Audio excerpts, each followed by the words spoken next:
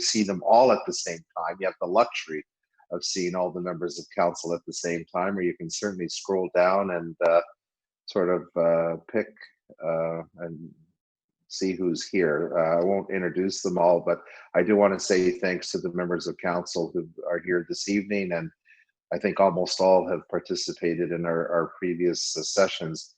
One of the things I'm starting to notice over the last week to 2 weeks, I think at the beginning of this crisis, all we dealt with was COVID-19 issues. And as time has moved on, we're actually having meetings and discussions about other things. And so I know it's becoming busier because we're still dealing with a lot of the COVID-19 issues and having to conduct normal business. But I think it's a tribute to council and to Andy Taylor, our Chief Administrative Officer, and senior staff, along with our organization, that we actually have been able to continue to conduct much of our business, whether that's electronically or whether it's the staff out in the field doing what they do each and every day. So thanks everyone to have you all here, and want to say that tonight's town hall, we have two special guests. First off, Dr. Helena Jaczek, who's MP for Markham-Stouffville, and I want to thank her for being here. She's also here, a member of the standing committee, the health committee at the House of Commons, and also a special committee for COVID-19. And we'll say as well, she's been part of our community for many years, and I first met her on my first term on regional council when she was in her role, not my first term, it might have been a little bit later, but that's the first time I met her, was at regional council in her role as the medical officer of health. So aside from being a doctor, aside from being a former MPP and a provincial minister in a couple of portfolios, and now currently the MP, it's wonderful to kind of have, particularly with this discussion, your background as a medical officer of health. So be listening to some of your insights related to the issues that we faced with this pandemic. Thanks for the invitation. In the York region. And thank you to be a leading voice, not only on the health front, but on many issues related to Markham. More Markham than Stouffville, I think, but we won't test you on that one today. But thank you, and also continues to be a great advocate for the whole region as well. I'm not sure that she's here yet. Maybe she is. Be having some technical difficulties, but if and when she arrives, we'll certainly make sure that she gets highlighted. And I do hope she is able to make it through, because we appreciate the fact that Dr. Pat Armstrong, a leading expert on long-term care and a distinguished research professor of sociology at York University, will also be here to tell us about some of the work that she's done, and also her perspectives on some of the challenges that long-term care facilities have faced, not only here in Ontario, but across Canada. Just to bring you up to date, as we always like to do, share some of the stats, some of the information. And in York region, we've had 2,364 cases of COVID-19. Currently, there are 610 active cases throughout the region. And unfortunately, throughout the region, we've had 193 deaths due to COVID-19. And here locally in Markham, we've had 513 cases of COVID-19, positive cases. And currently there's 154 active cases. And in our community, there have been 45 people who've passed away from COVID-19. And of those 45, 31 of those individuals have been in long-term care facilities or group home facility. Again, 31 out of the 45 have been in long-term care and a group home. And I wanted to take a moment, as we always have done in these sessions, to just have a moment of silence for those individuals who passed away in our community. This has been the frustrating part during this whole past few weeks. Not only the trauma that families have undergone, but we only find out the age of the victims and where they live, and obviously male or female, but we don't hear their names. We don't know who they are unless, of course, the families come forward and tell their story. And at some point, when the community can be together, it'll be appropriate for us as the city of Markham to commemorate those individuals, to remember, to hear their names and see their faces and know who they were. In the meantime, though, I would hope that all of you could join us, and those that can effectively shut off their video during this moment of silence. We're going to take a moment of silence in memory of the 45 lives that were lost here in our community.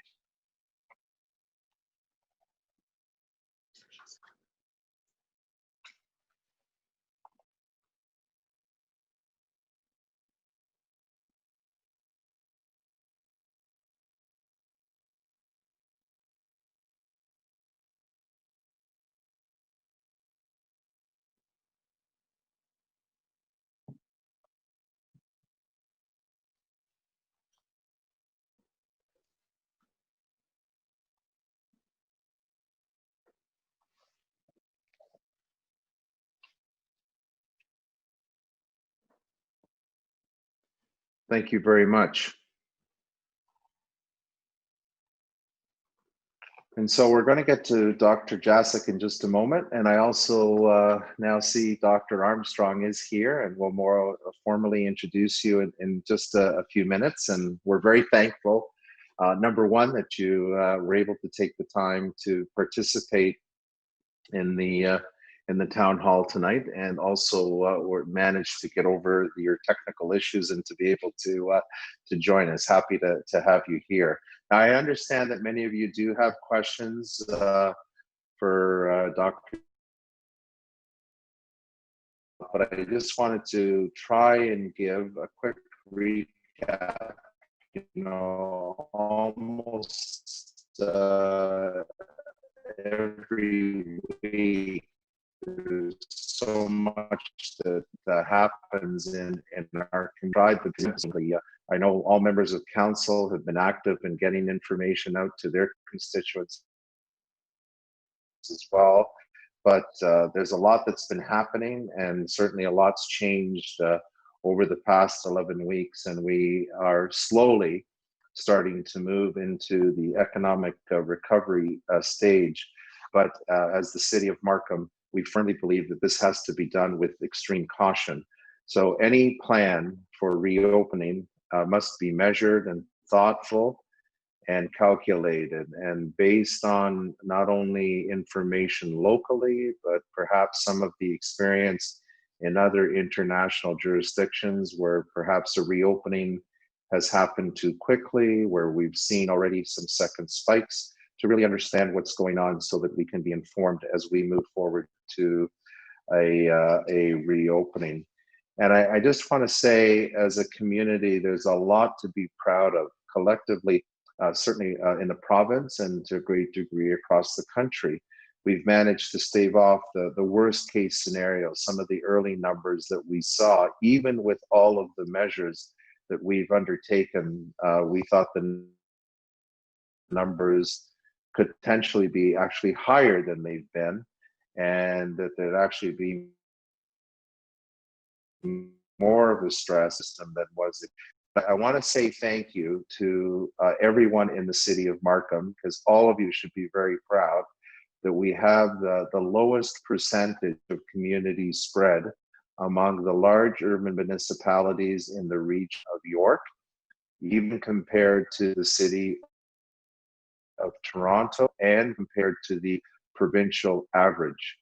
And that has really been because of all of the efforts we've undertaken. Certainly some of the measures that the city undertook very early on to close down community centers, to advocate to the province, which they did, include non-essential businesses to close them down, to eventually include in the provincial orders the closures of playground equipment and park amenities.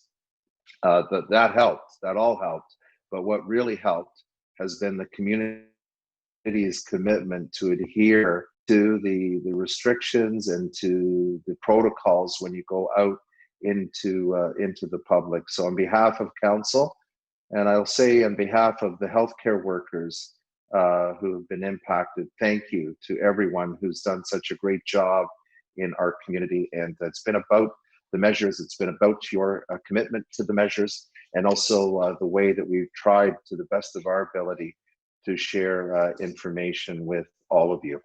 So we recently announced that in the city of Markham, when it comes to our outdoor amenity spaces, we actually have a two-stage approach. And the first stage actually started today. And I think the sun finally came out late afternoon. So I don't know to what extent people were able to take advantage of some of these things during the day. Maybe there's some people out there tonight taking advantage of it already. But we're doing it in two phases. The first phase, which started today, saw the opening of outdoor tennis courts.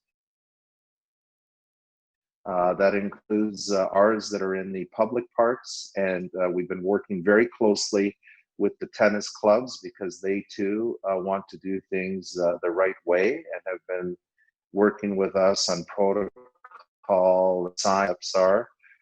Included in the first phase was also the opening of sports fields. This includes soccer and baseball, and want to reiterate that this is just for individuals. It's no team sports. We're not permitting these facilities. It's just more space, more options for people to enjoy the outdoors. Skateboard parks, off-leash dog parks, and of course the benches and some of the picnic shelters. One thing that has remained constant though, and we're being very cautious in how we're doing this, but the physical distancing is still something we want people to do. And there is still the provincial emergency order that you cannot have more than 5 people. So again, if a family wants to go out and kick a soccer ball around on a soccer field, potentially, hit a few out of the park, so to speak, on some of the baseball diamonds, it can really only be done with 5 or less people. And when you're in those areas, we still want you to have the physical distance requirement between the groups. Next week, on June the 5th, we will open up our community gardens. Again, we've been working with our community gardeners and in ensuring their safety. And again,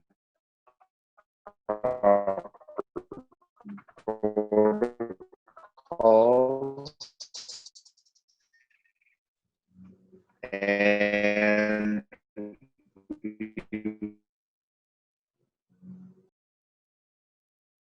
consultation with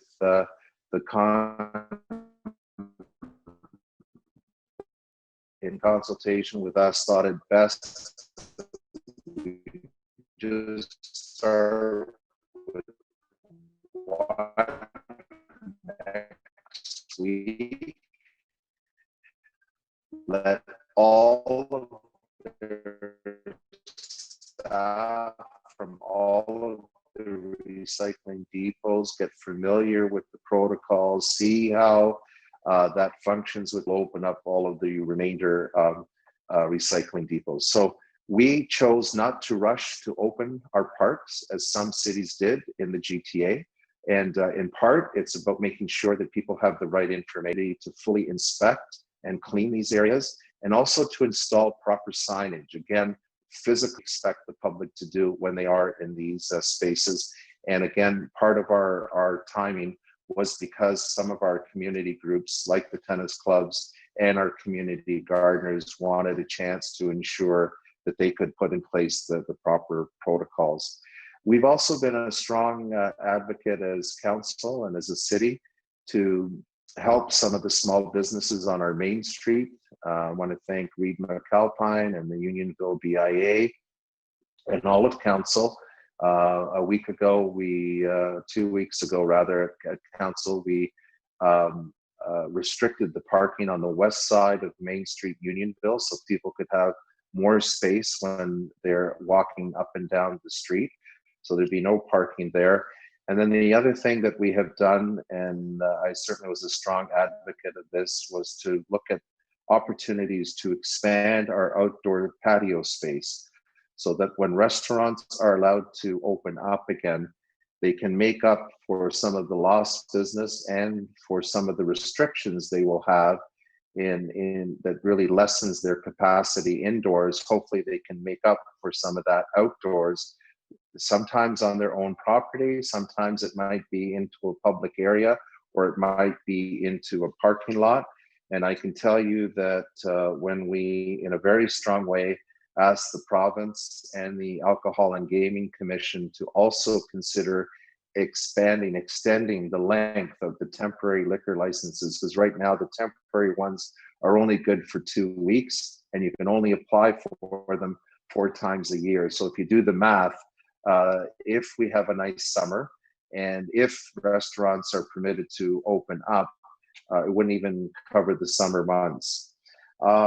I also want to say that this morning, the city of Markham also became the first municipality to participate in the Shop Here program.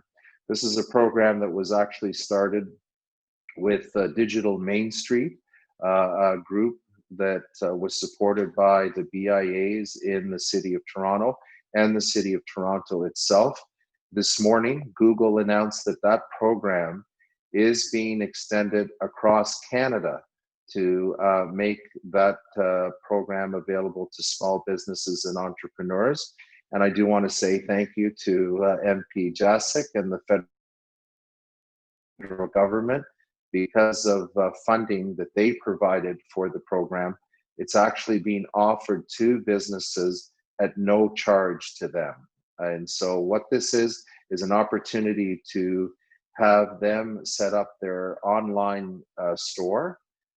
Thanks again to Google, to Shopify, to Facebook, to Microsoft. I won't list them all, but several IT companies, and to York University, the Schulich School of Business. It'll be students from the Schulich School of Business that will help businesses develop their online presence. It'll help them develop their logo, their look, some training of the entrepreneurs, and they'll be able to be on the platform for free for 3 months. So this is, while it's an online transition, in some respects, it's a lifeline that we're throwing to the small businesses. And I'm very proud, thanks to the Destination Markham Corporation, the board, who endorsed this program just the other day. They are effectively our tourism board. And we've charged them with not only trying to assist tourism and the hospitality industry, but also support the broader sector, other industries in the economic recovery. And so I say thank you to the board of directors for Destination Markham for allowing us to be the first municipality in Canada to jump on board and take advantage of that particular program. And 8,000 small businesses that could take advantage of this program. And about 750 of those are the restaurants and bars and cafes. So again, some much needed help to small business and entrepreneurs, particularly the ones that work that are on our main streets. So welcome news for that. Very quickly as well, the city is proud of its collaboration with IBM. IBM has worked with us over the past few weeks, and a couple of weeks ago we launched the IBM Watson for Citizens application on our website. So we actually have a virtual agent. If you go to markham.ca, you can ask the virtual agent any question about COVID-19, how many cases we have, some of the tax relief programs that we put in place. And if, I know this doesn't apply to those individuals that are here tonight because you're obviously very comfortable with technology, but you can certainly pass it on to others who don't have a computer. They can also call and ask their question verbally to the virtual agent. And the number they can call is 1-833-926-0929. 1-833-926-0929. And you can access the virtual agent 24 hours, 7 days a week from any place, anytime. So again, I say thank you to Helena Jaczek for being here. And I know that many of you have a strong interest in the discussion we're having tonight as it relates to the federal government's role in long-term care. You also know that the province of Ontario has asked for an independent investigation, and over the last couple of days has also ordered certain hospitals or organizations to take over the management of some homes because of the current conditions that they're still facing. Thankfully, here in Markham, we can say that our long-term care facilities experienced COVID-19 outbreaks. Markhaven, they have all been cleared of the outbreaks there. And I say that's a real tribute to the staff and the protocols that were put in place in those homes.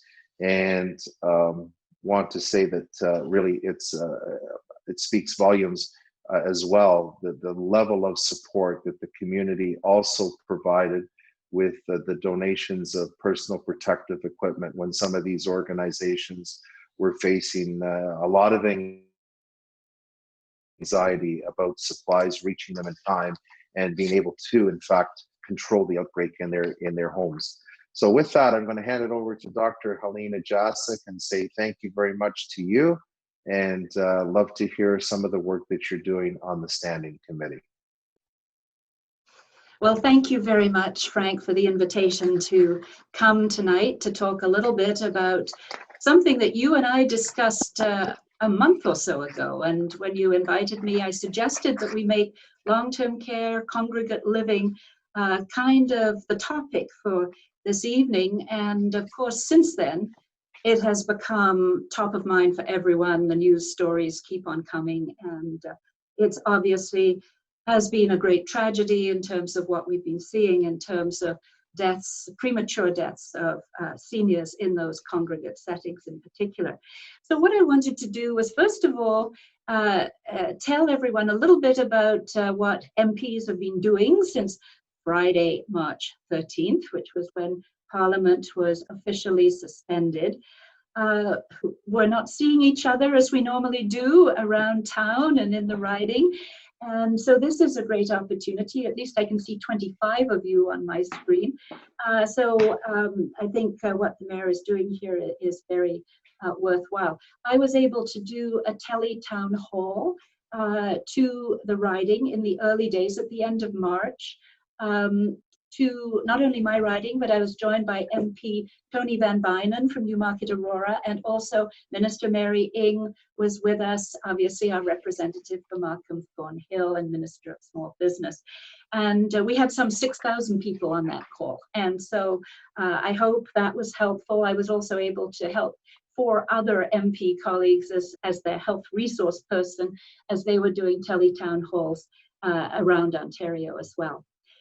Obviously, our constituency office has been amazingly busy.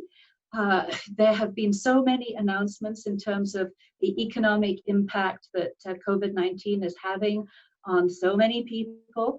And my staff here in the constituency office have been responding to questions, trying to help people access the types of support that they need. And the types of feedback that you're giving us is information that I forward to the federal government.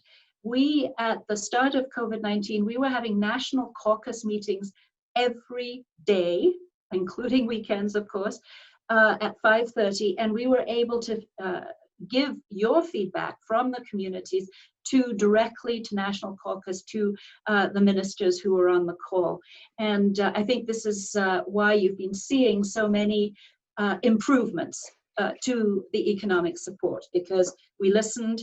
The mayor was able to give me an earful earlier this evening on another aspect in terms of municipal funding that is obviously severely constrained at the moment and is causing difficulty for municipalities across Canada as well. So all this feedback we feed into the government as best we can. I've also been appointed to the Standing Committee on Health for the federal government.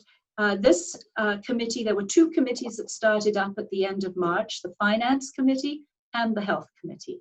And so we're a committee of some 10 or so individuals, members of all four parties, of course. And we've been hearing from witnesses on various topics, health-related topics that pertain to the current pandemic. And some of the areas that we've been talking about are clearly right at the beginning, the lack of personal protective equipment. We've been talking about testing, research, treatment, antiviral treatment, vaccines. We've been hearing from some of the top minds in these areas across Canada. We also had an extensive session on seniors and long-term care, and that's when I heard Dr. Pat Armstrong give her testimony, which was truly compelling. As you've heard, she's a professor at York University and has been studying seniors care, long-term care for many, many years, and is a wonderful fund of information. One of the key things that we've noticed that many witnesses coming before the committee have been talking about is that in Canada, we really do not have very good information about data, whether it in this case is on infectious disease, surveillance, and who gets the disease and what are their characteristics. Every province tends to collect things somewhat differently.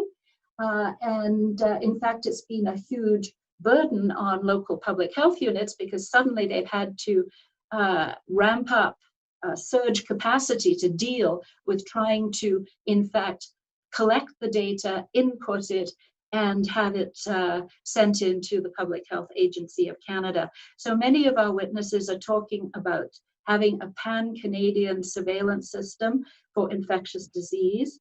And we've also been visited at the committee by members, medical practitioners from many other different areas saying, well, while the pandemic is on, what's happening with cardiac disease?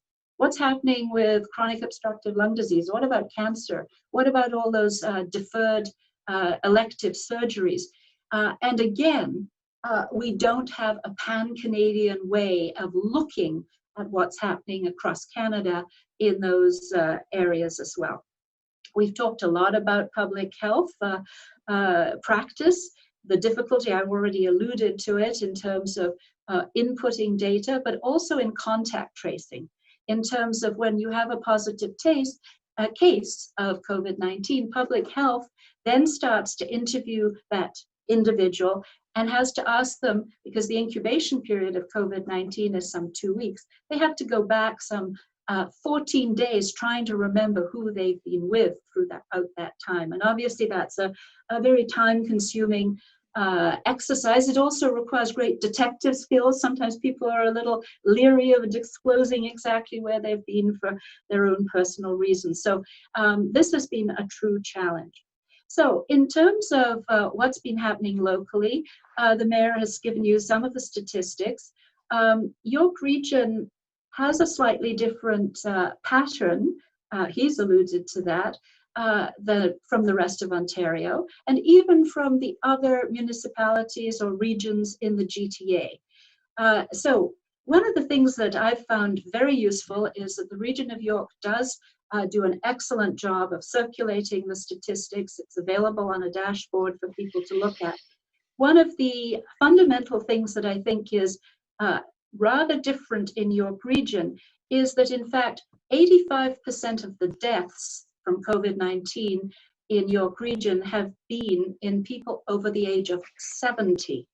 In fact, deaths under the age of 50 are basically negligible in York Region. So it's a very interesting piece, and of course, no deaths under the age of 20 in York Region at all.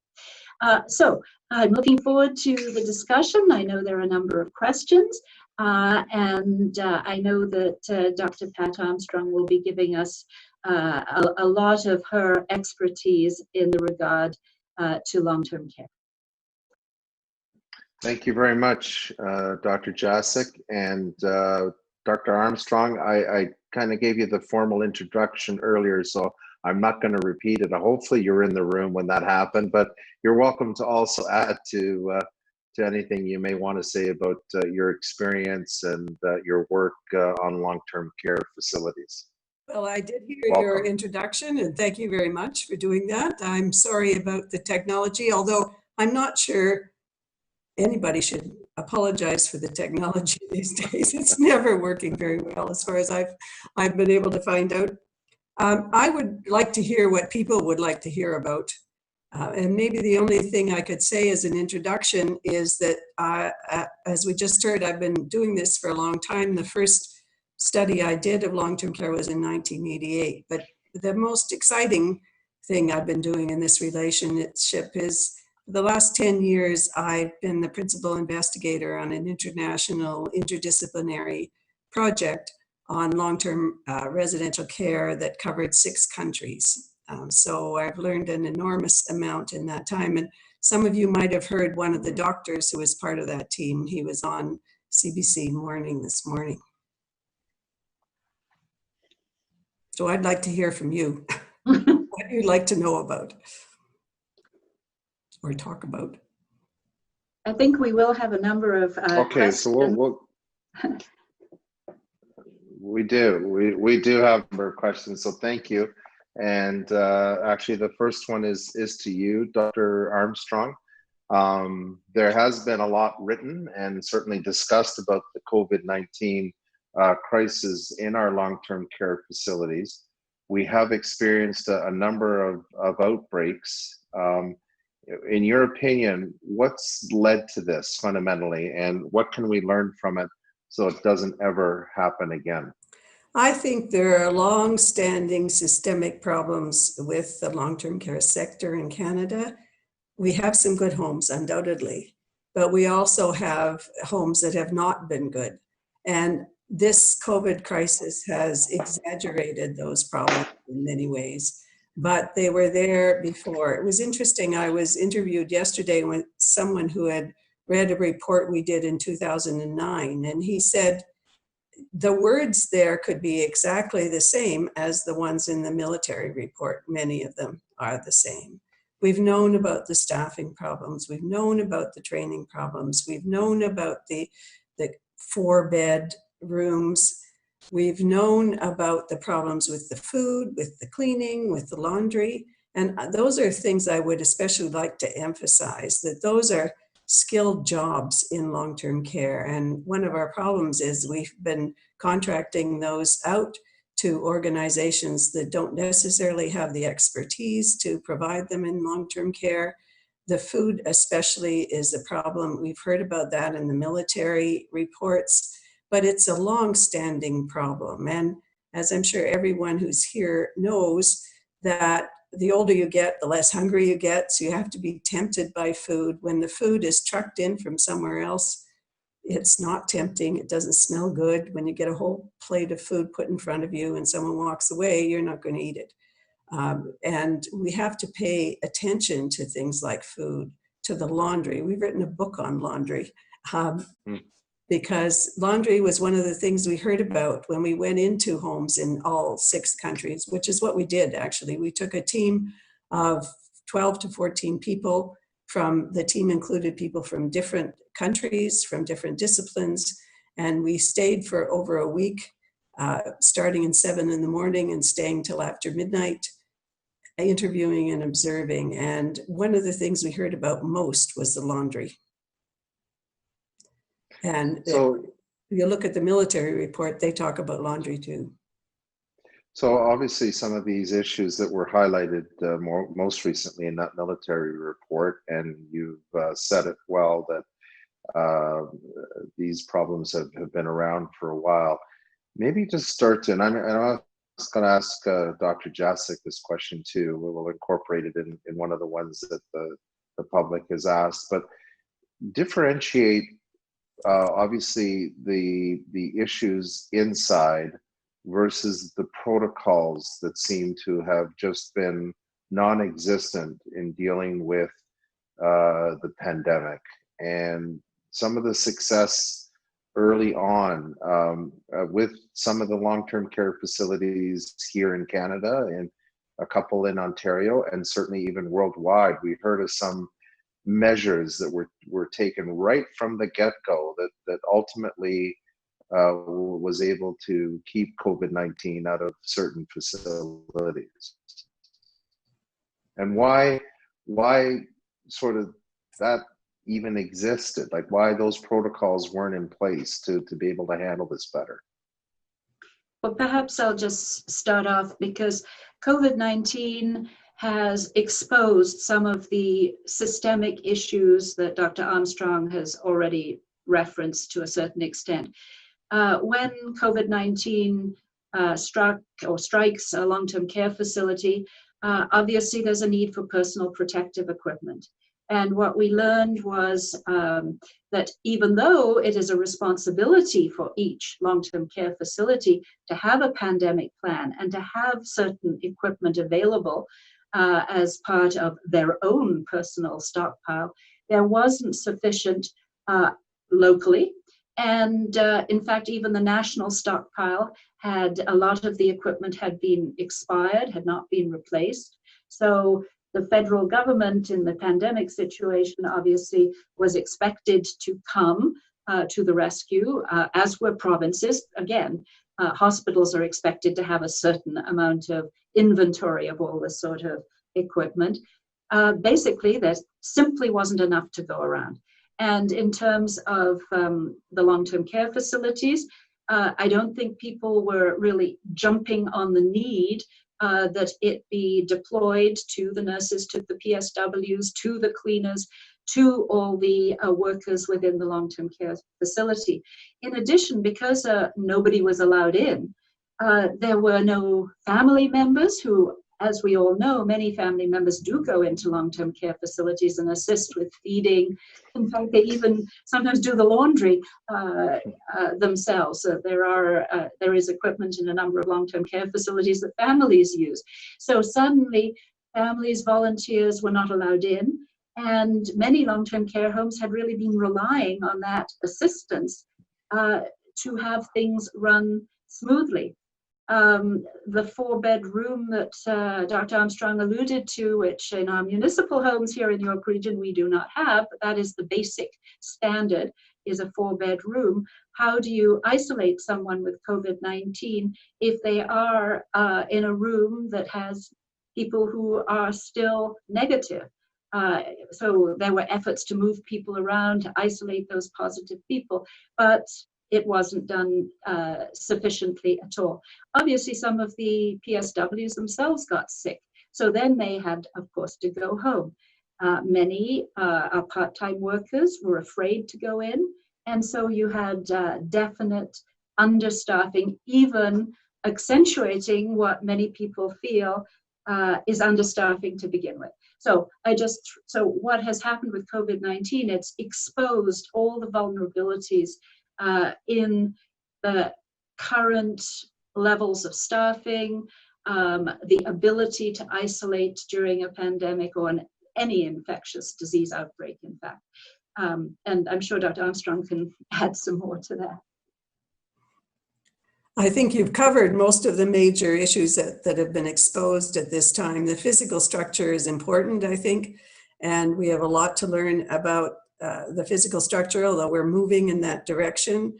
I'm interested in terms of the inspections. Kingston managed to avoid any infections, any deaths in their homes, having put the restaurant inspectors into their homes right at the beginning when the restaurants closed. I think that that's an example of one of the ways that places were able to prevent that what was happening. And a lot of the places that have avoided it are places that had been inspected and had passed their inspections. We have a lot of places that don't pass their inspections, and hardly any of them had the full inspection in the last couple of years anyway. So inspections have been a factor, I think, as well. I'm thinking of regulations. One of the homes we were in was in Texas. We were in a couple of homes in Texas. And Texas is, a very live free and die state that has hardly any rules. But one of the rules they have is that every home has to have a generator that has enough gas in it all the time to last at least 3 weeks. They have a full supply of water that has to be kept up to date and is constantly inspected. Yet we don't have that in terms of protective equipment. And we haven't had much training in terms of putting it on and taking it off. And if you read these military reports, that it's pretty clear a lot of these people don't have that. The other thing is, we just heard about the number of part-time people. There are a lot of agency workers who come into these homes. And we heard about that from also in the military report. And it's interesting, those people don't know the resident. They don't know the rest of the staff. They end up causing more work for the people in the home because they don't know where to find the adult briefs or how the medication cart works or many other things. So we've had homes using a lot of agency staff. The highest illness and injury rates of any occupation in Canada is being a PSW, which tells you a lot about the systemic problems. So it's not surprising that we had a number of PSWs getting sick when they're trying to provide the care they have to provide. So if we're going to do something about this, we have to remember not only that it's skilled work, as I said before, but it's been very stressful work. And I think we have to keep remembering that. I think I actually have the next question, Dr. Armstrong, for you. I'm a federal MP now. I was a provincial MPP, and somewhat in defense of what happened before this crisis, even though there were many problems, as you've delineated in your research and so on. But there was a certain amount of progress made under the previous government here in Ontario. We did raise the wages of PSWs by $2 per hour. We did include the access to nurse practitioners for homes, some 75 across the province. And that was the motivation very much for that, was to try to avoid unnecessary hospitalization. So with a degree of skill of a nurse practitioner, more judgment in terms of transferring in an emergency fashion to hospitals with all that entailed. We also actually had those behavioral support organizations in place as well, which assisted certain homes with patients with dementia. But quite honestly, our emphasis for so many years was on home care. There was this real feeling that if people could stay at home in their own home where they were comfortable with appropriate staff coming in to whatever their needs might be, that in fact that was the emphasis that we very much put our dollars towards. And I think obviously there was a lack of understanding to a certain extent of the population who were in our long-term care facilities. They're very heavy care. as you say, requiring lifts and all sorts of equipment, very frail medically, and that quite honestly, this population cannot be cared for at home, even with the most dedicated family members, that the care required is beyond the average family to provide. And I think that understanding was really quite lacking.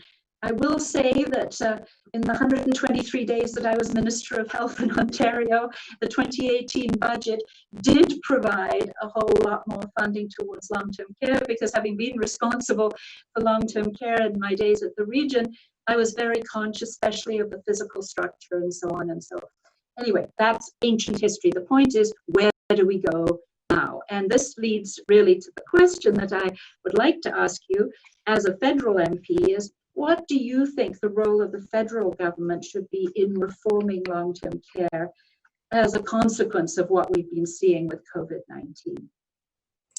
Well, I think they have to set some standards and put money behind it and ensure that those standards are met. It's very important what you're saying about the 24-hour care. I have heard so much that why don't we just look after everyone at home? And our current project is called Changing Places. And we've been doing a lot of interviews with family members who have talked about the move into long-term care. How did that happen?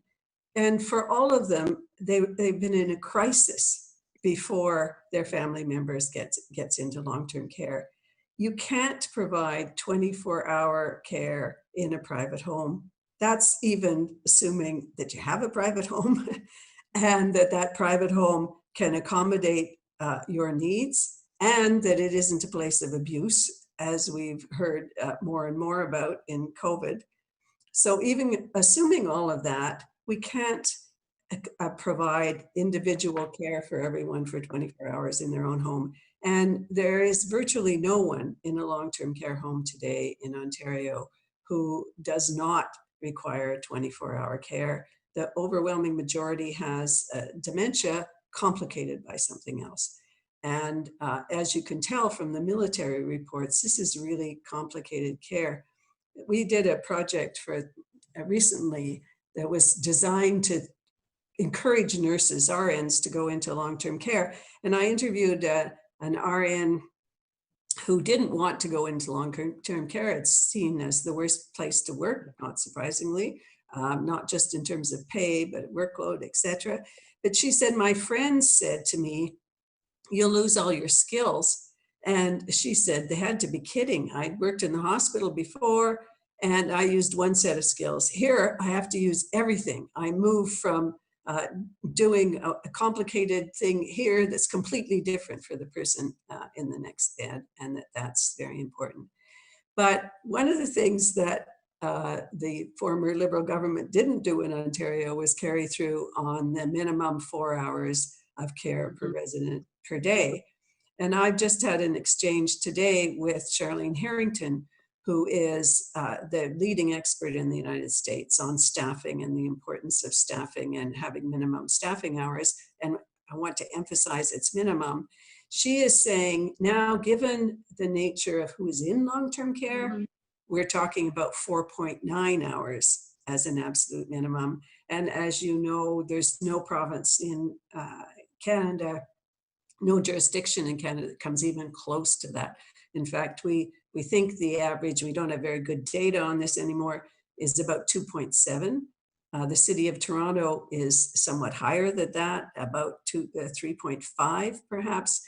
But as a result of a report we did for the city last year, they've decided to do a pilot project in one of their homes, setting 4 hours as a minimum and using that as a basis to extend it to all 10 homes. And we at least have to go there as an absolute minimum. I'm worried that the minimum will become the maximum. And it's really important that we understand that as direct hours of care. You don't put the nurse manager in that category. You don't put the people who work for the cleaning company in that category. This is direct nursing care hours. And we're a long way from doing that here. The International Labor Organization and the Organization for Economic Cooperation and Development last year produced a report saying that there's a crisis in the labor force in long-term residential care. And unless we change the working conditions, we're not going to get people to work in these places. And of course, we've seen this in COVID, that especially they're not going to work in these places if they're at risk of dying.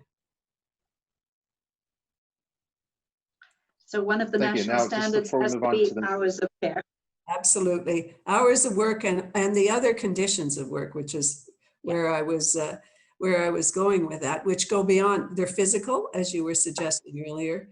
They're very much about equipment that goes way beyond the notion of personal and protective equipment.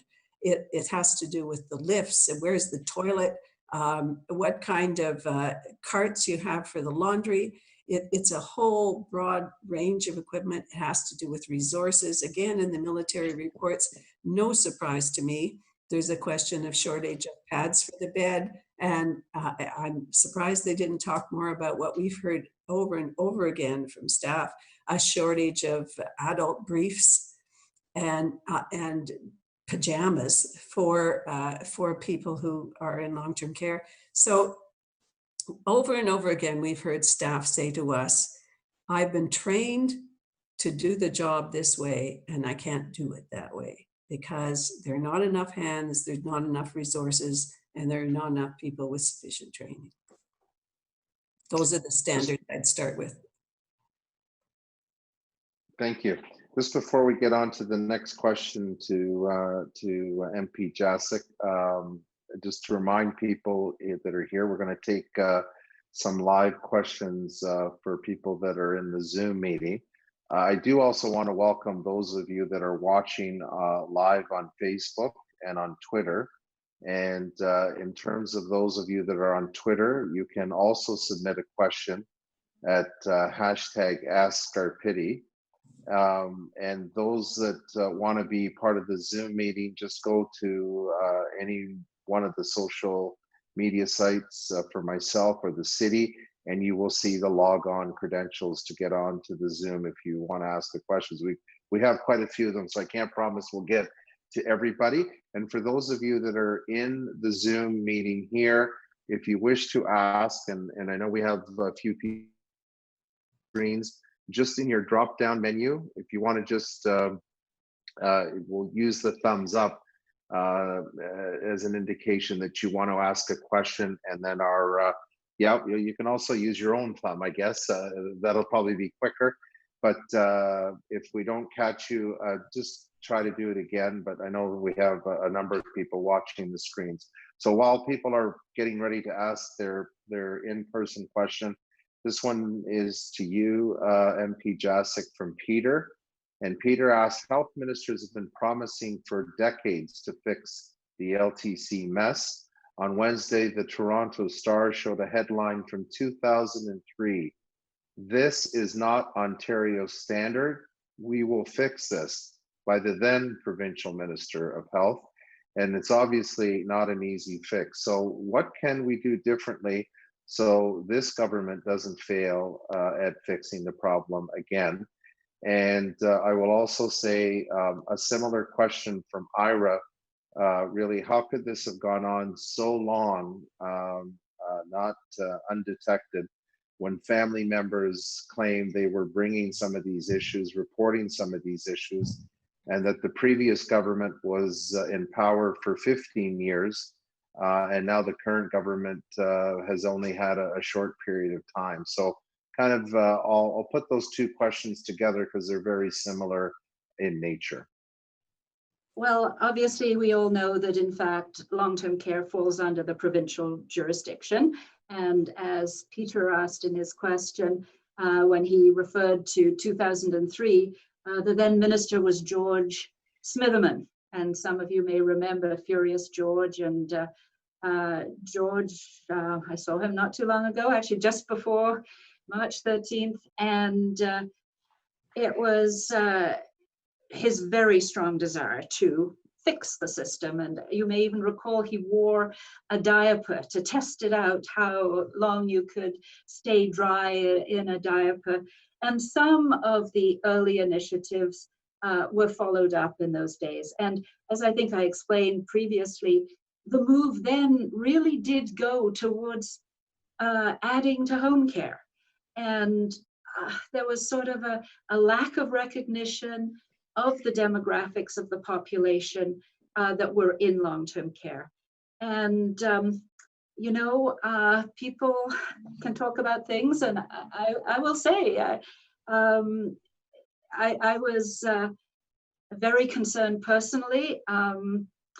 It was something that when I was Minister of Community and Social Services and responsible for congregate settings, group homes, adults with developmental disabilities, I insisted that not only those premises be inspected, but there be surprise inspections. And, you know, you shouldn't really need to inspect. The point is that the home should be a real home with adequate care and all the things that Dr. Armstrong's been talking about in the first place. The inspection is obviously defined the mess that is there. And certainly there were ongoing inspections during our time as a provincial government. But as I said earlier, now is the time to move forward. So how do we really use, I think, our outrage at what is happening right now with COVID-19 in an effective way to lead to real action? And the federal government, I think, has a role to play, just as Dr. Armstrong said.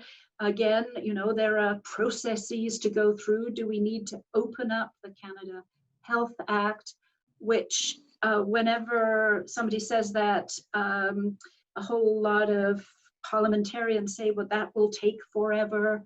Are there some quicker fixes? National standards are all very well, but you have to get all the provinces to agree to them. I would say there's a real opportunity right now, just as Dr. Armstrong's looked at international best practice. Certainly there are some instances across Canada that are very interesting. And one that I was particularly interested in was, since COVID-19, what BC has done. And I'm not sure if Dr. Armstrong has looked at the mechanism that they have used, because what they've done is that all workers in seniors' homes have been made into public employees. And the province has raised workers' wages to union rates, obviously presumably far better rates, and ensured they were offered full-time work in a single home. So that seems to have been an interim measure that BC brought in that I found quite interesting, because I think what we need to do is we need to act. I mean, I respect our Prime Minister tremendously, but how many conversations do we need to have? The problems are known, and the question is, how do we enact real change in the short term? And perhaps we could ask Dr. Armstrong if she has looked at what BC has done in this regard. When you talk about George Smitherman, it was our research that led him to do the diaper bit, because we'd heard a lot of complaints from staff saying that they just didn't have enough diapers, and they were told that they couldn't change them until the urine saturated the blue line and changed the color, as is, people may be more familiar with this in other kinds of diapers. Yes, I understand that BC did this, although I was told that it wasn't quite them becoming public employees. There's no question that we have to create full-time jobs in one place. And that's related to what I was saying about agency workers. And it's not only for PSWs, it's for everybody. It's for the cleaners and the dietary and the laundry staff, that it should all be done in the home, and they should have as full-time jobs as is possible. And I was in a home in Manitoba where they kept their own roster of part-time people who preferred in many cases to work part-time, but when there was someone off on maternity leave or sick or absent for some other reason, those people who knew the home and knew the residents could come in. Because in addition to what you were saying about the level of care required by these people, as you know better than I, that people with dementia have, it's very important to have continuity of care. It's for them to know who's looking after them. And all of these strangers must be indeed terrifying for them under these circumstances, let alone the stranger wearing a mask. I think that I want to go back to what you said about the Canada Health Act. I agree that we shouldn't open the Canada Health Act because it would take too long, because it would raise too many other issues, and because it says nothing about profit. It only refers to non-profit administration of insurance, not of delivery of care. And I think that we have to address those issues as well in a separate piece of legislation. I think that the argument that this is provincial jurisdiction falls apart, though, when you look at the Canada Health Act, because the hospitals and doctors were provincial. The federal government said, you know, if you want the money, you have to conform to these standards.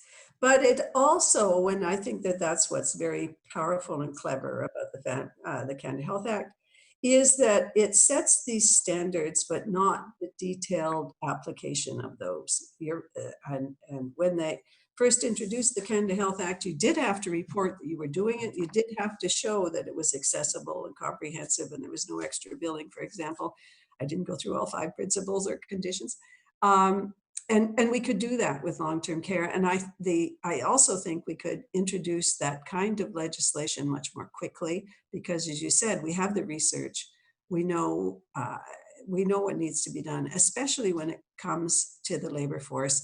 As we endlessly say, the conditions of work are the conditions of care, and that's what we, I think, have to address first.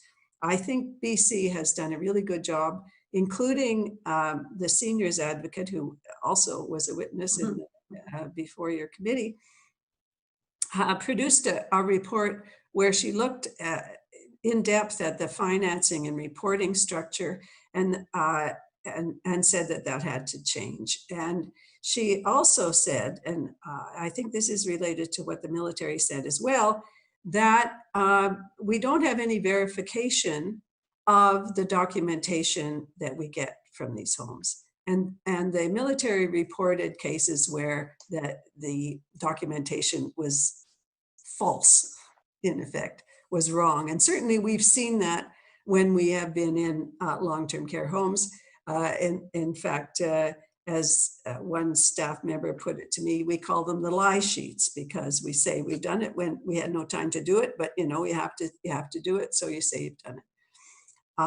We have to have more transparent and verification of the kind of reporting we have, and less emphasis on documenting and more emphasis on doing and making sure that is done.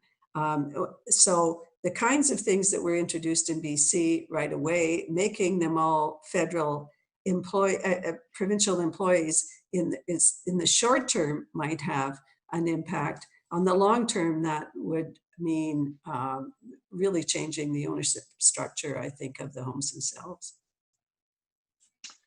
Okay, I'm gonna remind people, if you want to ask a question, to use the thumbs up on the menu.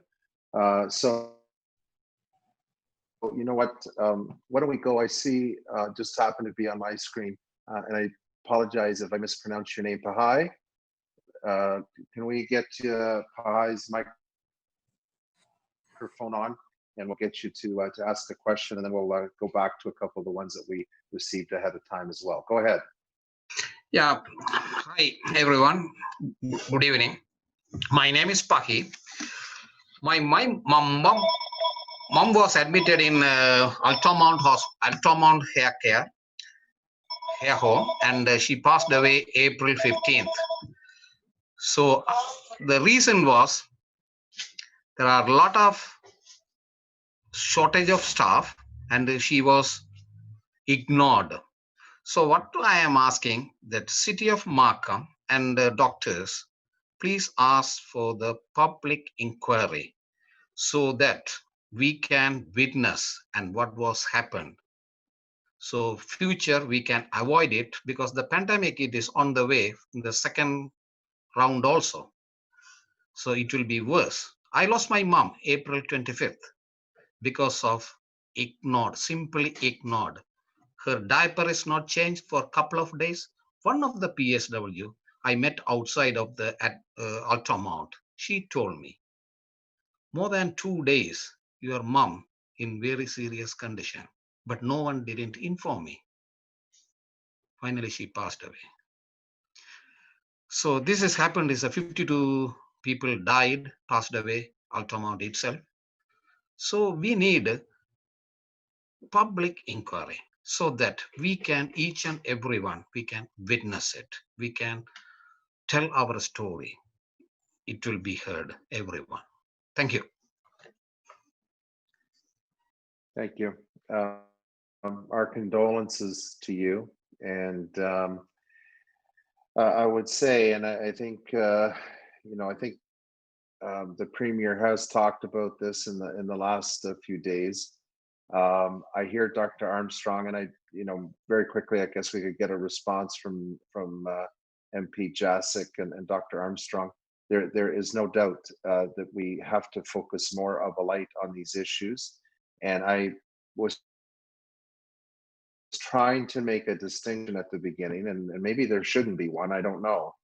But there is a distinction between what's happening on a day-to-day basis in long-term care facilities, that issues and supplies and treatment that have to be fixed. But then the other concern that just kind of was layered on top of all the existing issues were what seemed to be improper protocols in place for when there is an outbreak. And in this particular case, it's a pandemic that we're all dealing with, but there could have been an outbreak just in a facility in itself, and what types of measures should kick in when that happens. And so Dr. Jaczek or Dr. Armstrong, I don't know if you want to add anything. I think the fact that the premier has committed to establishing a commission, and I'm not sure in terms of timing whether one process is quicker than the other, but it sounds, as Dr. Armstrong just said, we know a lot already. I think we got to get on with fixing the problem. And again, some of it is inherent in the system and in some of these homes, and then collectively, and I saw this a little bit, and it's not a criticism, but I saw it a little bit just to a point that Dr. Jaczek made earlier. Participation House comes under the jurisdiction of Community and Social Services, and yet clearly they were being devastatingly impacted by the healthcare crisis and had to sit there for days. And again, it's not a criticism. Ministers were calling me, they were on the phone, but they were sitting there for days trying to make this transition of what is a group home to now really becoming effectively a hospital. And with the lack of supplies that other places faced, with personal protective equipment, with bringing in doctors, bringing in nurses, bringing in proper assessments so that they could determine what kind of health care those residents, because they were essentially in their home. And so that home was being converted to a healthcare facility at that point. And I guess my eyes were opened up to say, why isn't there an automatic system put in place here that protocols just dictate certain actions to be taken? So it's layered. I think you speak to the fundamental issues of inside some of the long-term care facilities, as both the MP Jaczek and Dr. Armstrong have spoken to. And whether it's a commission or an inquiry, I think it's absolutely important to let's not go over the stuff we know already. I agree with MP Jaczek. It's a waste of time to go over the stuff we know.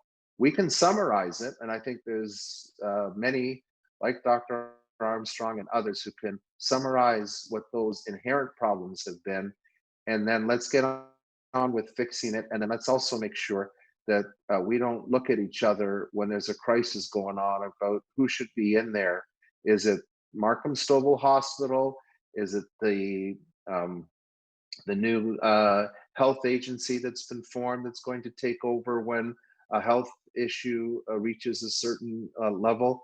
How's that all going to work? So we're not staring at each other, you know, who goes first, who's going to arrange this, how's it all going to happen? And so again, our condolences to you, and I think you've asked a good question. I'm not sure at the end of the day it's going to make a whole lot of difference whether it's an inquiry or a commission. What will make the difference is that we get on with fixing what we know and putting in place the protocols that should have been in place. Because one thing I will say, and there will be a major debrief that happens after this is all over, we did learn some things from the SARS experience, but it's been quite evident that we didn't learn enough. And this, as in some respects, in some respects, and I've said this privately, I feel we've let down a generation that didn't necessarily see government as a necessity to community building and to the protection of people. And I think there's more in that camp today than prior to this pandemic and how we've dealt with it. And I'll tell you, all levels of government have worked very hard at addressing the pandemic. It's not a criticism, but boy, oh boy, we better put ourselves in a better position for the next time around. So anyways, I'll pass it over to MP Jaczek or Dr. Armstrong if you want to add anything in terms of whether we need an inquiry or really what the process should be to try and correct what we know quicker and put the right protocols in place. Well, first of all, again, condolences for your loss, and the circumstances that were relayed to you by the PSW obviously make it all that much more painful, you know, thinking about the loneliness and probably the incredible confusion as to what on earth was going on. Not having you there obviously is a very tragic circumstance. I tend to agree with the mayor, and from what I've said before, is that an inquiry might take so long. If it were to delay action, I would not want an inquiry. Is there some way of sort of having two parallel processes? In other words, taking action on what is clearly known right now, but allowing the public inquiry process to allow people such as yourself to give that kind of testimony of the impact, so that, you know, the outrage continues, that it continues to bring attention. If you think about the inquiry into the missing and murdered Indigenous women, a lot of the process was one that led to, in a certain extent, some healing for the people who were able to participate. Dr. Armstrong, do you want to add anything? Much of what I was going to say has been said. I completely agree. I think that we could have it in different stages. We could have a mandate to do something immediately based on what we know. And we have some examples of that, as Dr. Jaczek said before, in terms of BC. But we need more than that, I think. We need an interim, and we need a full inquiry so people can be heard. And I too offer my condolences. And I have to say, I did, when our report came out that is on COVID and reimagining long-term care, and there's some publicity around it, I've been getting hundreds of emails from people telling similar stories, but also saying, what can I do? And I think we have to bring those people together and a larger inquiry, not not to stop doing something immediately and in the short term, but a larger inquiry will allow those people to be heard in a way that I think is very important in this process as well. The other thing I would say is that there has to be an open mandate. We can't say some things are off limits in terms of what could be looked at. And I think it has to be an open inquiry that is completely transparent so that we can all see what is being done and what has been done so that we can together figure out something to do about it. I've just finished Monique Bégin's autobiography, having also read previously her book on Medicare. And one of the things she says about the Canada Health Act is that we got the Canada Health Act because of public support, because there were a widespread demand for that kind of care. And I would say that many of those people who are in long-term care now were people who brought us that Medicare in Canada. And as the mayor said before, we certainly owe them. Thank you very much. I'm going to take one more live question, then we're going to go back to some of the questions we got in advance. I see, and I'm not sure who's going to be asking the question, but you're sharing with Bob Katalowski. Go ahead, and I don't know which one of you wanted to ask the question, but go ahead. I just, okay, 1 second here. We're just going to get on your microphone, so just hold on. Mr. Mayor, can you say the name again? There you go, Wendy. Great, thank you, Mr. Yeah, Mayor. no, we got it. Thank you. Yes, and good evening, everybody. I wanted to ask a question about looking forward, as I think, there's been a lot of retrospective. It's time to move forward, and my mother's been on the waiting list, the crisis waiting list for a month now, and it sounds like things are just starting to open up. And my question is really, there seems to be a lot of confusion about what the process is going to be to safely move people into long-term care. And so I just wondered if somebody could comment on that and what we've learned from what's happened in the past moving forward.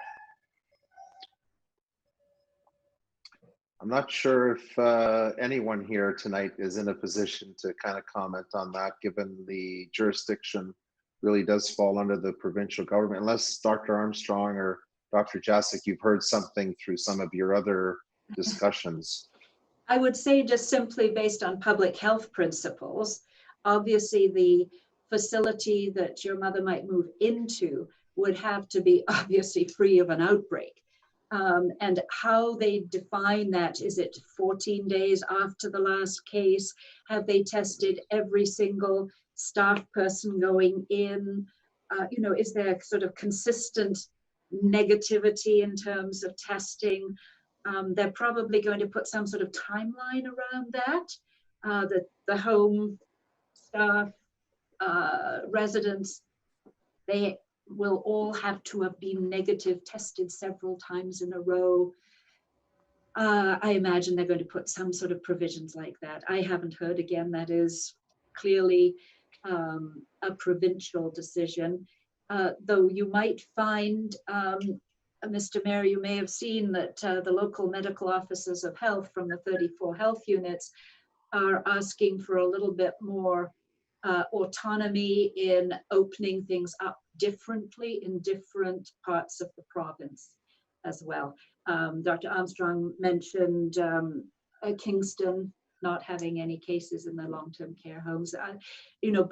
We must remember that it's less than 50% have actually had an outbreak in long-term care homes. So while it's dreadful and all that, it is once again say there have been some exemplary homes that have done everything right, that had exercised their pandemic plan and have had clean inspection sheets since time immemorial. So I'm sure you will be hearing more.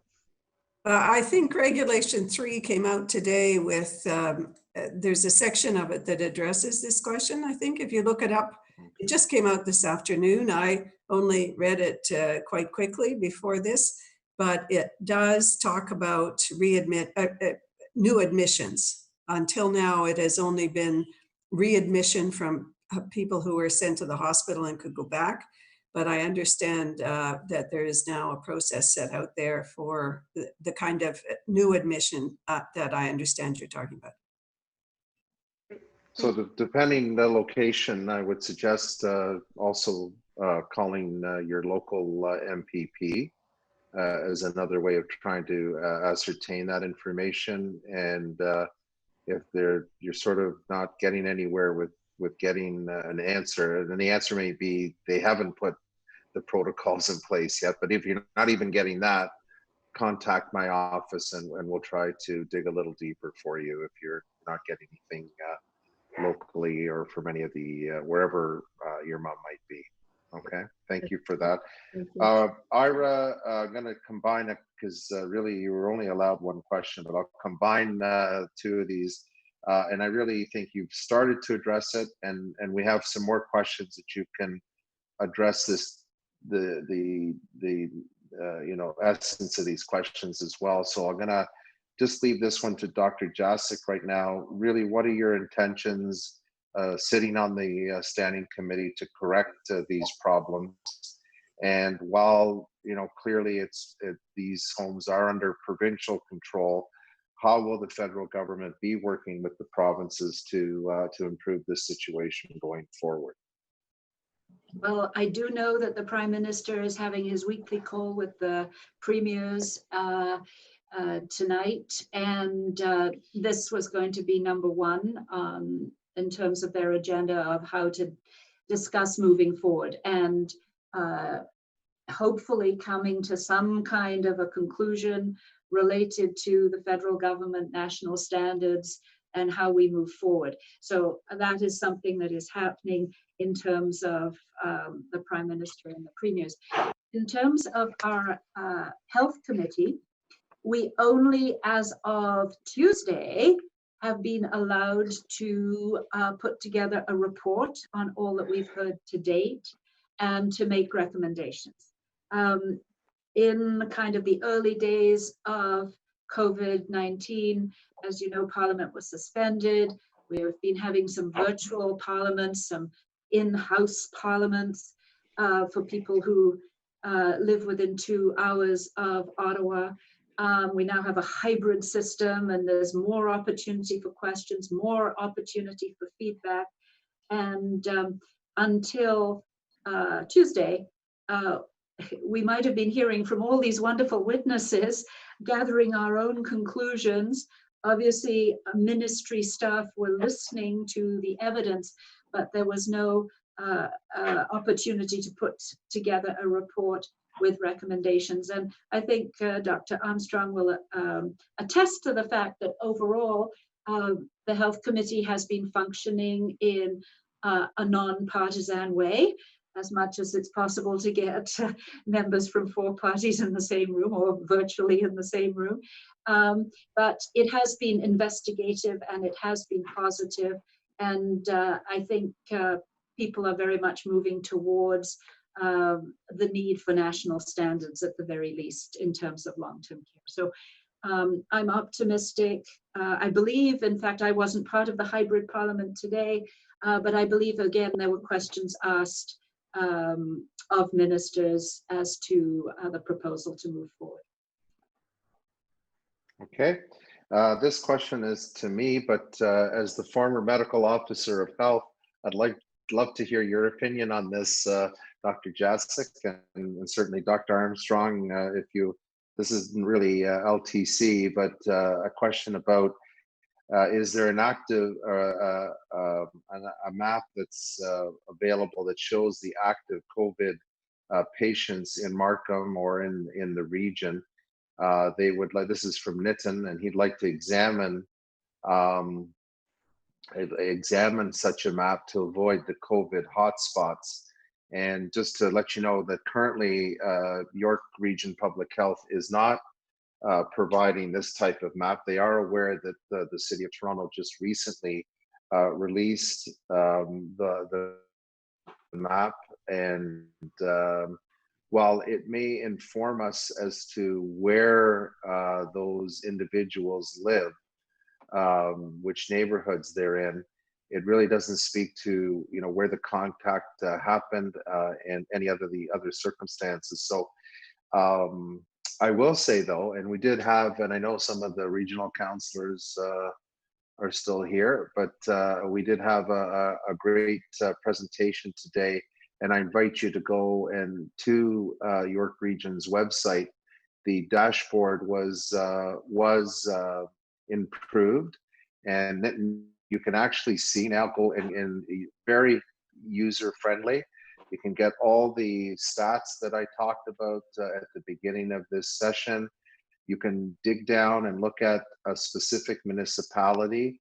It lets you know within that municipality how many of the cases have been in the long-term care, how many healthcare workers have been tested positive for COVID-19, the percentage of community spread in each of the communities. I was trying to remember too, there's a graph, I think that there are a couple of graphs, and I think, again, there's elements of that graph. If you click it, it's interactive as well.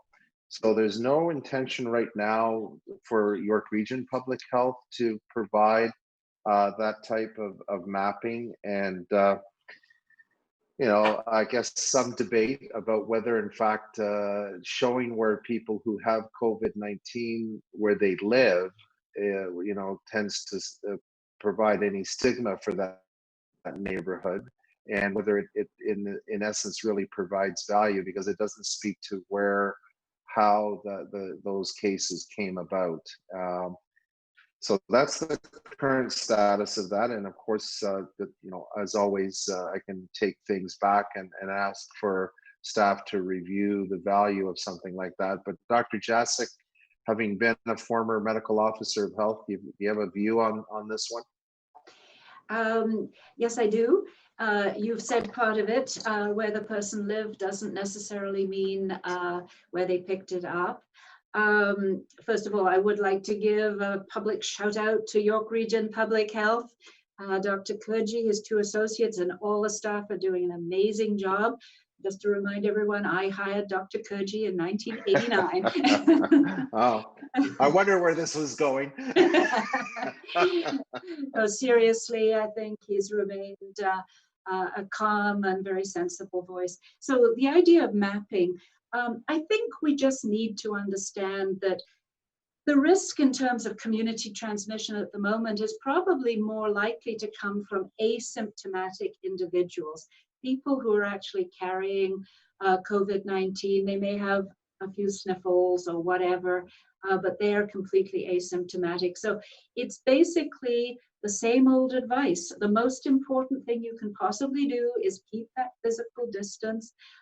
Make sure if you need to cough or sneeze, it's into your elbow. Wash your hands frequently. If you're in a crowded area, wear a mask. It's mostly to protect others from you, but what's the harm in wearing a mask? It probably does something. The biggest thing is not to congregate in large crowds. So while, I mean, maps are always interesting, but I think it's really not going to change. It shouldn't change your behavior in any way. You should just be doing the same old public health advice, no matter where you are. Okay, and I agree with the shout out to Dr. Kurji and the Associate Medical Officers of Health and the staff. They've been amazing. As I said, just today we saw a demonstration of the upgraded dashboard, and I invite you to go and have a look at it. There's quite a bit of information.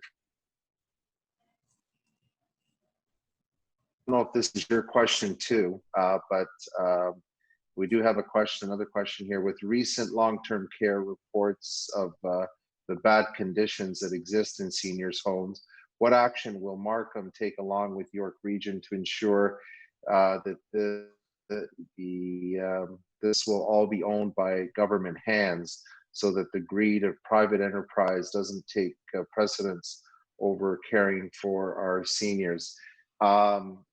So I will say that there's a certain perspective here in your question And it'll be interesting as we look at the statistics, actually, to see how the privately run, some of the privately run centers have done and fared compared to the publicly funded homes, number one. And I think for me, I always like to look at the statistics and the data and then make any determination. In terms of the city of Markham itself, or even York Region Public Health, we do not have that jurisdiction. Ultimately, whether we, what is licensed in the province of Ontario sits with the Ministry of Long-Term Care. And certainly, again, the Premier and the Minister have made commitments to look at the shortcomings of what's happened in these facilities. But all that really York Region Public Health can do is they can investigate, they can support institutions that do face those outbreaks, but we do not license them directly, and nor do we set the policy about public versus private, and some of even the decisions that Dr. Jaczek referred to that the BC government made about its employees. And actually we got the answer, I think, from Dr. Armstrong, but you both highlighted the changes there. It's clearly the jurisdiction of the province of Ontario, and perhaps out of the commission that's been asked for, we may see some recommendations there. And I hear Dr. Armstrong wants to add some thoughts to this question. We should be clear that there are 3 different kinds of homes receive public funding. That's in BC as well as in Ontario. There are the government-owned, or in Ontario, they're municipal-owned, or they're not-for-profit, and they may be owned by a community or the Catholic Church. And then there are the for-profits that now have 58% of the beds in Ontario. And we do have some data already. The data so far in terms of deaths indicate that there's almost 4 times as many deaths proportionate to the beds they have in the for-profits as there is compared to the municipal homes. So we do know that there's a pattern, and we have older research indicating similar patterns of lower staffing levels in the for-profits, of higher rates of ulcers, of more transfers to hospitals. And this is research done, for instance, from the Bruyere Institute, quite respectable operations. So I think that the question of ownership is something we need to consider. And I think we do need to consider, in terms of the standards and the funding from the federal level, to what extent we're going to say that money has to go into care rather than into profit. And I think that we need to look carefully at the patterns that are happening right now and that we have from the past, in terms of not only who owns a home, but also in terms of some of those contracted services that includes everything from agencies to food, laundry, and security. Thank you for that information. Thank you. Next question is from Michael. And again, if you wish to speak, if you could just use your thumbs up on the menu. Again, if those that are watching on Facebook or live Twitter, if you want to ask a live question, you can join the Zoom meeting and just go to any one of my social platforms or that of the city, and you'll see the link. And thank you for those questions, and I appreciate getting them. This one is from Michael, and it sort of speaks to some of the stats that you spoke about, MP Jaczek. What's happened in long-term care is clearly tragic and upsetting, but let's not make all people over 70 collateral damage in the process. In the storm of LTCs, we have seemed to have forgotten that the people over 70s are still being advised to self-isolate. It's great to have opened up some of our sporting and outdoor activities, which we, as I said, we've done slowly in Markham. But as a 70-something, I'm advised not to participate. In other words, separate in-home accommodation, no activities such as going for a walk, biking, golfing, shopping, tennis, etc., etc. And if you strip out all the facilities from the congregate living homes, this age group does not appear to be much more at risk, yet it's far more likely to respect distancing and other safety measures than the yahoos we've seen congregating in parks. When are we going to, in quotations, let seniors out of jail? However, your stats point to a bit of a different story, that we may not necessarily have appreciated the subtlety and the age distinction. So sorry, Michael, I know you're over 70, but it sounds like you are vulnerable. But I will say this, I think the way that we've managed to open up some of our outdoor facilities, even let someone like Michael get out there and enjoy the outdoors, obviously they have to make sure that they adhere to, whether other people are or not, adhere to the restrictions and all the protocols that they should be taking to protect themselves. So perhaps I can weigh in on this. I totally understand where Michael is coming from. My husband is considerably in excess of 70 years old. And as Frank well knows, he's an individual who really likes to do his own thing. And he hasn't been out of the house except in the following way since March 13th. And for his sanity, I used kind of what New Zealand is talking about, being in your own bubble. So our bubble was my vehicle, fully gassed up for a drive in the country. And we didn't get out, but of course, we know the region of York inside out. So we went over to Durham on one occasion and had a lovely drive to Claremont and Balsam and Glen Major and Oxbridge along little concession roads. And just seeing people, for my husband, sort of at each of the trails, in the parking lots, people on bikes, he really enjoyed it. And we made sure it was only 2.5 hours because, of course, of bathroom breaks and things like that. So I think obviously if someone is able, if they have a garden, there's always gardening. One of my constituents is doing yoga through a Zoom class. There are some tips actually of things that you can do. CMHA, Canadian Mental Health Association, has a very good website with all sorts of good ideas.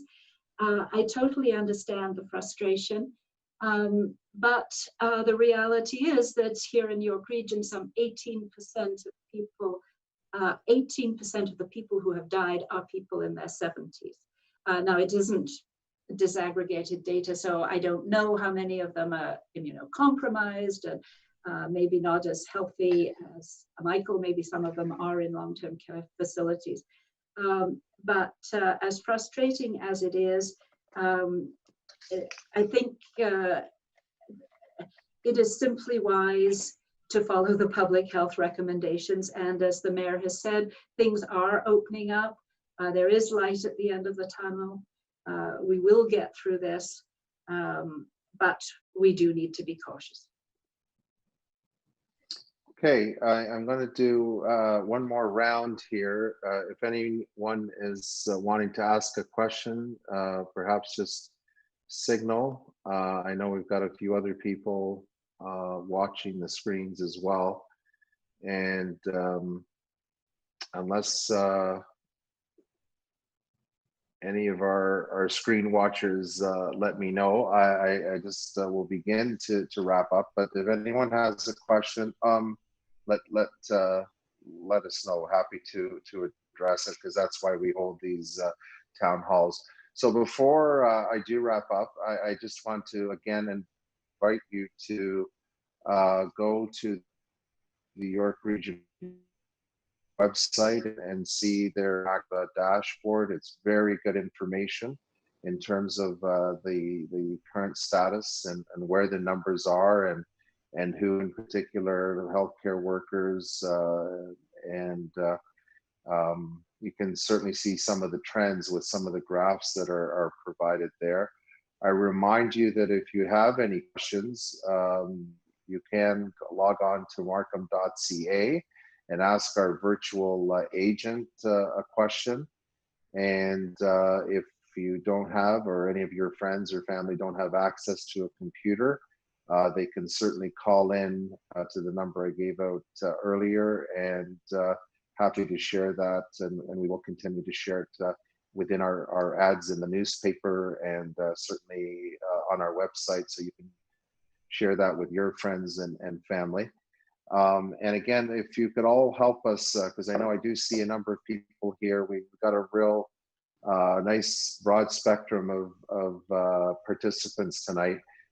Please pass on to any small business that you know that we have this program available to them free of charge to the businesses. The shop here that allows local businesses, entrepreneurs, artists to be able to develop their online presence with the support of high-tech companies, and again, the students at the Schulich School of Business.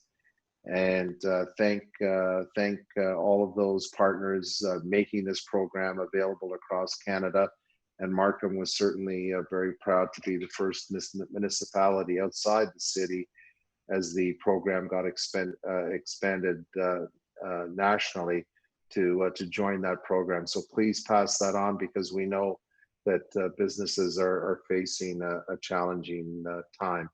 Once again, our tennis courts, our sports fields, our off-leash dog parks, the baseball diamonds, our park amenities, benches and picnic tables, they are accessible now, but all the ground rules still apply. Playgrounds, by the way, remain closed.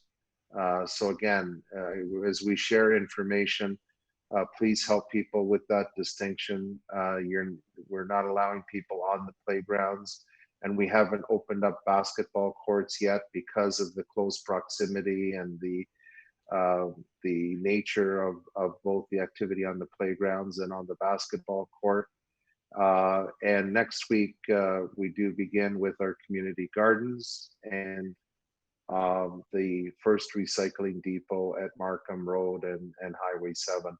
So I want to say thank you to Dr. Armstrong.